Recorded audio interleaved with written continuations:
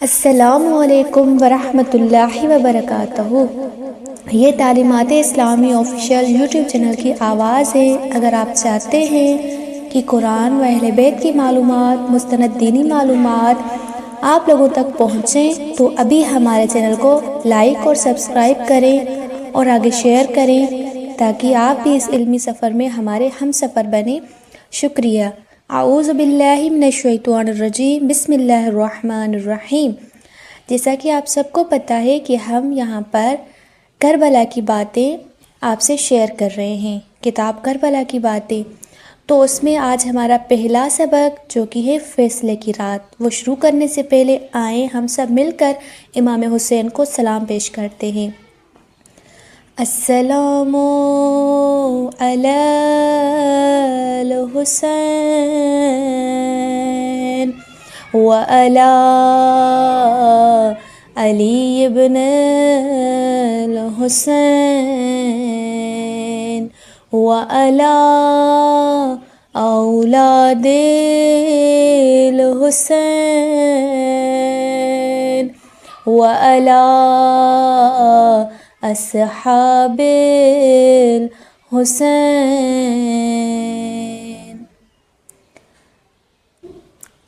رب اشرح لی صدری ویسر لی امری واحلل عقدۃ من لسانی یفقہوا قولی۔ پہلا سبق جو اس کتاب کا ہے وہ ہے فیصلے کی رات۔ فیصلے کی رات میں یہ آدھی رات کا وقت تھا۔ عمر ابن عثمان نے اپنا چہرہ ڈھانپا ہوا تھا اور تیز تیز قدم اٹھاتا ہوا کسی کی تلاش میں مدینے کی گلیوں سے گزر رہا تھا۔ وہ ادھر ادھر کسی گھر میں جھانکنے اور داخل ہونے کی بجائے سیدھا مسجد نبوی میں پہنچا۔ یقین تھا کہ جس شخص کو تلاش کر رہا ہوں وہ آدھی رات کے وقت بھی مسجد میں ہوگا۔ عمرو اپنے جوتے اتار کر مسجد میں داخل ہوا تو اس نے دیکھا جو اس نے یقین کیا تھا اسی کے مطابق مسجد کا چراغ روشن ہے اور اللہ کا بندہ مسجد کی حالت میں اپنے خدا سے باتیں کر رہا ہے۔ یہ 60 ہجری کا زمانہ تھا جبکہ رجب کی 28ویں رات تھی۔ نماز پڑھنے والے رسول اکرم صلی اللہ علیہ وآلہ وسلم کے نواسے حسین ابن علی تھے اور ان کی تلاش میں آنے والا شخص ولید ابن عتبہ کا قاصد تھا جو امام کے نام کا کوئی پیغام لایا تھا۔ عزیز دوستو، 60 ہجری ماہ رجب کی آخری دنوں میں یزید کے باپ کی موت واقع ہوئی۔ اپنے باپ کی موت کے بعد یزید نے مسلمانوں کے خلیفہ ہونے کا دعویٰ کیا اور مسلمانوں سے تقاضا کیا کہ وہ سب اس کی بیعت کریں، حالانکہ سب لوگ جانتے تھے کہ یزید ایک فاسق اور فاجر شخص ہے جو اسلام کا کھلے عام مذاق اڑاتا ہے اور علن اعلان شراب پیتا ہے۔ یزید کو ڈر تھا کہ اس کی ان عادتوں کی وجہ سے لوگ اسے خلیفہ تسلیم نہیں کریں گے اور اس کی بیعت سے انکار کر دیں گے، لہٰذا اس نے یہ فیصلہ کیا کہ جو لوگ اس کے خلیفہ ہونے کے راستے میں رکاوٹ بن سکتے ہیں ان پر دباؤ ڈال کر سب سے پہلے ان کی بیعت لی جائے۔ اگر وہ انکار کریں گے تو ان کو قتل کر دیا جائے گا تاکہ پھر کسی شخص کے میں بیعت کے انکار کی جرت نہ ہو۔ اس لیے مدینے کے لوگوں تک حاکم شام کی موت کی خبر پہنچنے سے پہلے ہی ولید نے آدھی رات کے وقت قاصد بھیج کر امام حسین کو بلایا تھا تاکہ ان سے یزید کی بیعت کروائی جائے۔ پھر جب مدینے کے لوگ دیکھیں گے کہ امام حسین علیہ السلام نے بیعت کر لی ہے تو کوئی بھی یزید کی بیعت پر اعتراض نہیں کرے گا۔ قاصد امام حسین علیہ السلام کو پیغام دے کر واپس چلا گیا۔ امام علیہ السلام مسجد سے اپنے گھر گئے جہاں آپ نے 30 مسلح ہاشمی جوانوں کو تیار کر کے اپنے ساتھ چلنے کا حکم دیا اور انہیں ہدایت کی کہ وہ دربار کے باہر تیار کھڑے رہیں۔ آپ نے انہیں بتایا کہ اگر ضرورت پڑی تو میں تمہیں اندر بلاؤں گا، پھر تم دربار میں داخل ہو جانا۔ یوں رات کے پچھلے دوپہر ولید سے آپ کی ملاقات ہوئی تو اس نے امام حسین علیہ السلام کو حاکم شام کی موت کی اطلاع دی اور ان کے سامنے یزید کی بیعت کا مطالبہ رکھا۔ امام علیہ السلام نے اس کو جواب دیتے ہوئے فرمایا، چونکہ تم چاہتے ہو کہ اہل مدینہ کو بتاؤ کہ حسین علیہ السلام نے یزید کی بیعت کر لی ہے، تو یہ زیادہ مناسب ہے کہ کل کے دن روشنی میں مجھے ان سب کے سامنے بلاؤ تاکہ میں لوگوں کے سامنے اپنا فیصلہ سناؤں۔ ولید آپ کی بات سے متفق تھا، مگر مروان نے جو وہیں بیٹھا تھا ولید کو اشارے سے یہ بات سمجھائی کہ اگر تم نے امام حسین سے ابھی بیعت نہ لی اور وہ یہاں سے ایک بار واپس چلے گئے تو پھر تمہارے قابو میں کبھی نہیں آئیں گے، لہٰذا ابھی اسی وقت ان سے بیعت لیں، اور اگر وہ انکار کریں تو یزید کے حکم کے مطابق انہیں اسی وقت قتل کر دو۔ امام حسین علیہ السلام اس کے اشارے کو سمجھ گئے تھے۔ آپ نے مروان کی طرف رخ کیا اور اس سے مخاطب ہو کر کہا، تم دونوں میں سے کس کی جرأت ہے مجھے قتل کرے؟ تم جھوٹ بولتے ہو اور تم میں ہمت ہی نہیں کہ تم مجھے ہاتھ بھی لگا سکو۔ یہ دیکھ کر وہاں موجود ہر شخص سہم گیا۔ امام حسین علیہ السلام دربار ولید سے مخاطب ہوئے اور فرمایا، جان لو ہمارا تعلق نبوت کے گھر سے ہے، ہم وہ ہیں جن کے گھروں میں فرشتوں کا آنا جانا رہتا ہے۔ اسلام ہمارے گھر سے شروع ہوا اور آخر تک ہمارے گھر کے ہمراہ رہے گا۔ اور دوسری طرف یزید ہیں جس کی بیعت کی تم مجھ سے توقع کر رہے ہو، جانتے ہو وہ کون ہے؟ وہ شراب خور ہے، بے گناہ افراد کا قاتل ہے، کھلے عام گناہ کرتا ہے۔ مجھ جیسا شخص کسی صورت اس جیسے شخص کی بیعت نہیں کر سکتا۔ تم بھی صبح کا انتظار کرو، ہم بھی صبح کا انتظار کرتے ہیں اور پھر دیکھتے ہیں کہ کیا ہوتا ہے۔ اس دوران ان باتوں کا شور کمرے سے باہر جا پہنچا۔ امام علیہ السلام کے ساتھی آنے والے لوگوں نے جب خطرہ محسوس کیا تو کچھ افراد دربار میں داخل ہو گئے اور پھر بات یہی ختم ہو گئی۔ اس سارے معاملے کے بعد امام حسین علیہ السلام گھر واپس جانے کے بجائے سیدھا مسجد نبوی گئے۔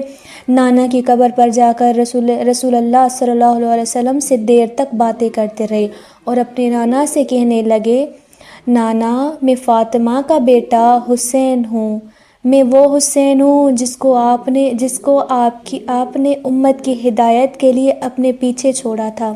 لیکن نانا، میں ایک شکوہ لے کر آپ کی قبر پر آیا ہوں، آپ گواہ رہنا، مجھے آپ کی امت نے تنہا بے یار و مددگار چھوڑ دیا ہے۔ نانا، میرا شکوہ کبھی ختم نہیں ہوگا یہاں تک کہ آپ کے پاس پہنچ جاؤں۔ پھر وہیں پر 2 رکعت نماز پڑھی اور ہاتھ اٹھا کر پروردگار عالم سے یوں دعا کی کہ اے میرے اللہ، یہ تیرے نبی کی قبر ہے اور میں تیرے نبی کا نواسہ ہوں، جو حالات مجھے پیش آئیں گے تو انہیں خوب جانتا ہے۔ میرے اللہ، تو جانتا ہے کہ تیرا حسین کس قدر نیکی سے محبت کرتا ہے اور برائی سے نفرت کرتا ہے۔ ان حالات میں میرے لیے وہ راستہ اختیار فرما جو تیری ذات کو میرے نانا کو میرے لیے پسند ہو۔ نانا کی قبر کے بعد اپنی ماں فاطمۃ الزہرا سلام اللہ علیہا اور اپنے بھائی حسن مجتبیٰ علیہ السلام کی قبر پر گئے۔ رات کا بقیہ حصہ وہیں گزار دیا۔ صبح ہوئی تو اپنے پیاروں کی قبروں سے لپٹ کر الوداع کیا، پھر اپنے گھر لوٹے۔ حالات صاف بتا رہے تھے کہ رسول اکرم صلی اللہ علیہ وآلہ وسلم کے شہر میں امام حسین کی زندگی کا سخت خطرہ امام حسین علیہ السلام کی زندگی کو سخت خطرہ تھا۔ اب مدینہ ان کے لیے محفوظ نہیں رہا تھا۔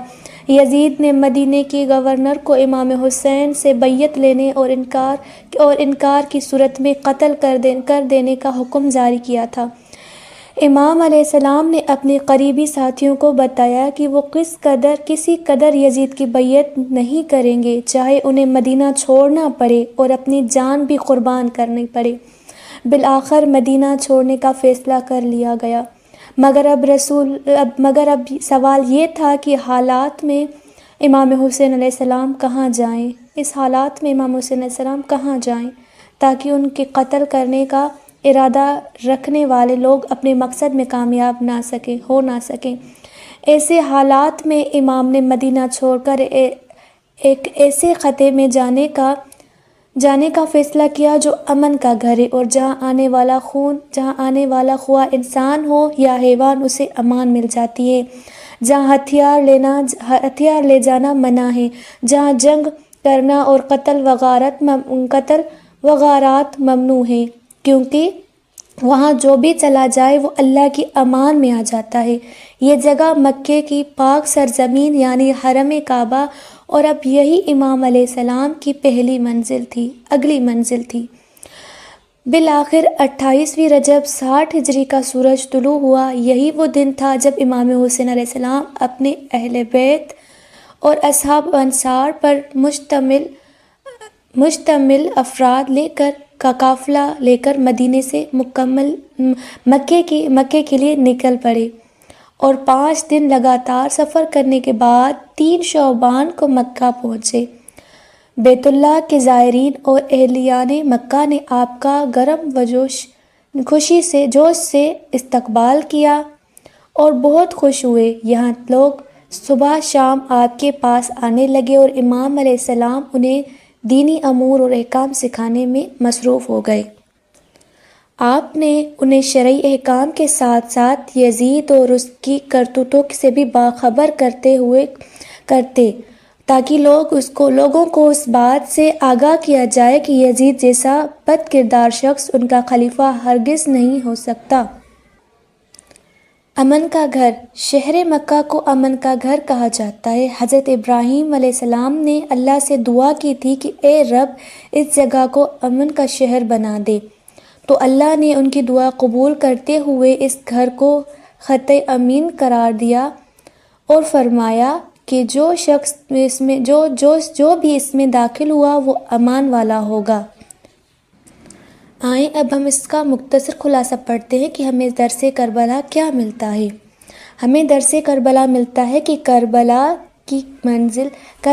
کی اس منزل سے ہمیں یہ معلوم ہوتا ہے کہ پہلی بات یہ معلوم ہوئی کہ ہمارا مکتب عبادت، دعا اور مناجات کے عاشقوں کا مکتب ہے۔ یہی وجہ ہے کہ دشمن کا قاصد بھی جانتا تھا کہ آدھی رات کے وقت بھی فرزند زہرا مسجد میں ملیں گے، اسی لیے وہ سیدھا مسجد گیا۔ زندگی موت کے ضامن خدا کی ذات ہے، مگر زندگی کی حفاظت کے اسباب مہیا کرنا انسان کے ذمے ہیں۔